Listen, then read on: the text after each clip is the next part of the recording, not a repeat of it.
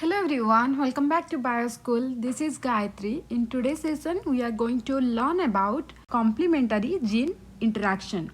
In my previous video, we have discussed what is gene interaction and the types of non-allelic gene interaction.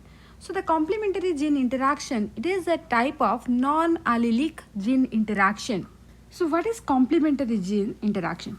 In complementary gene interaction, two dominant genes present on different loci of same chromosome or different interact to produce a particular phenotype, but neither of them produce the trait in the absence of other. So this is the definition of complementary gene interaction. What it says? Two dominant genes present in the different loci of same chromosome or different chromosome, they interact to produce particular phenotype. Okay, that means the two dominant genes are required for the formation of a particular phenotype, but neither of them produce the phenotype in the absence of other. That means alone they cannot produce the particular phenotype. Okay, so let's understand this by taking an example. Example is flower color of sweet pea, Lathyrus odoratus. In Lathyrus odoratus, there are two colors of flowers are present. Flower color are of two types. One is purple color flower and the other one is white color flower. So let's first understand how the purple color flower is formed. Enzyme 1 convert the raw material to chromogen. Then enzyme 2 will convert chromogen into anthocyanin pigment. Okay, and this anthocyanin pigment, it will produce purple color flower. And the enzyme 1, it is produced by a dominant gene, that is C. Okay, the dominant gene C is synthesized the enzyme E1, and that enzyme E1, it help in conversion of raw material to chromogen. Similarly, enzyme 2 is produced by another dominant gene, that is P, and as the P is synthesized enzyme 2 in sweet pea plant Lathyrus odoratus, that convert chromogen into anthocyanin and results in purple color flower. In definition, what I have said, the two dominant genes are present on different loci of same chromosome or different chromosome. Let's say this one is a chromosome. So the two dominant genes, they are present. One is capital C and other one is capital P. The dominant genes, okay, the dominant genes, they are present in the different loci of same chromosome or in different chromosomes. The two dominant genes, they are present in the different loci of same chromosome or in different chromosome. They interact with each other. Okay, they interact to produce a particular phenotype. Okay, let's see. If the gene combination is like this, capital C, small c, capital P and the small p, that means here both the dominant genes are present, that is capital C and capital P. So it will result in purple color flower. Okay, take another example, like both capital C are present but P gene is in recessive form. Okay, C is in dominant form and P is in recessive form. So it will result in purple flower or white color flower. Yes, this will result in white color flower. Why? The capital C gene is present or the C gene is in dominant form. So it will synthesize enzyme 1, and this enzyme 1, it will convert the raw material into chromogen. Okay, so as the P is in recessive form, so it cannot synthesize enzyme 2. As it cannot synthesize enzyme 2, so the chromogen it cannot converted into anthocyanin pigment and it results in white color flower. Let's take the other example. Here we will take the C is recessive form small and the P is capital. And this one is also result in white color flower. Here the C, it is in recessive form. If it is in recessive form, then it cannot synthesize enzyme 1. As enzyme 1 is absent, then the raw material, it cannot be converted into chromogen. Okay, but P gene is present in dominant form. That means it can synthesize enzyme 2.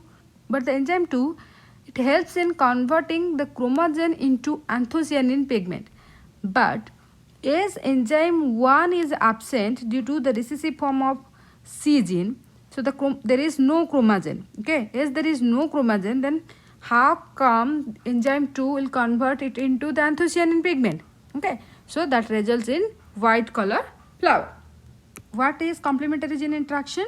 In complementary gene interaction, two dominant genes that are present in different loci of same chromosome or different chromosome, they interact with each other to produce a particular phenotype, but neither of them produce that phenotype in the absence of other. Okay, so in complementary gene interaction, to produce the particular phenotype, the dominant form of two genes are essential. Okay, it is non-allelic gene interaction like the capital C, it is a dominant allele of one gene, and capital P is the dominant allele of another gene. So these are the non-allelic. So let's cross two plants, capital C, small p with small c, capital P. White color flower. This one it will be produce gametes. So the capital C and small p. Okay, how many gametes it will produce? It will produce 4 gametes. Similarly, here small c and capital P, how many gametes will produce? 4 gametes. So in F1 generation, it will result in capital C, small c, capital P and small p. F1 generation. So how many progeny? As it is a diploid hybrid cross, so 16. Okay. So here, as both the genes like C and P are in dominant form, so it will produce purple color flower. Now we'll look into F2 generation. Okay, for F2 generation, we will take capital C, capital P, small p, cross with capital C, capital P, small p. Okay, as both the dominant genes are present, so it will result in purple color flower. Okay, then in the next step they will produce gamete. So what are capital C, capital P, capital C, small p, small c, capital P, then small c, small p. Similar gamete will produce here also. Okay, let's draw the Punnett square. As it is the dihybrid cross, so 16 progenies will be formed. So we have to make 16 boxes. So in complementary gene interaction, first we have to find out where two dominant genes are present. Okay, let's find it out. Look at here. Here capital C and capital P all are dominant. So it will result in purple color flower, right? Similarly here also the capital C and capital P is present. Here also capital C, capital P. Here also capital C, capital P. Here capital C, capital P. Here also capital C, capital P. Here also capital C, capital P. And also you will get here capital C, capital P. Similar also you will get here. Okay, so where the capital C and capital P are present, then that results in purple color flower of sweet pea plant. Okay, and the rest, like look at here, only the capital form of C is present, but P is in small form, so it will result in white color flower. Okay, let me write down here. It will result in white color flower. Look at here, the C is capital form but P is small, so in the absence of other form of dominant gene, it cannot produce the particular phenotype, that is purple color, and result in white color flower. Similarly, look at here. Here also the C is in dominant form but P is in recessive form, so it cannot produce the purple flower and it will result in white color flower. Here C is recessive but P is dominant, so it will also result in white color flower. Similar condition also here, it will result in white color flower. Here though P gene is in capital form but C is in small, so it will result in white color flower. And here both the genes are in recessive form, so it will also result in white color flower. So let's see the ratio, phenotypic ratio of complementary gene interaction. So here how many purple color flowers? It is 9, and white color flower is 7. Okay, in examination you will get the question that what is the phenotypic ratio of complementary gene interaction, and the ratio for complementary gene interaction is 9:7. Okay, and this 9:7, this is a modified form of dihybrid cross ratio, that is 9:3:3:1.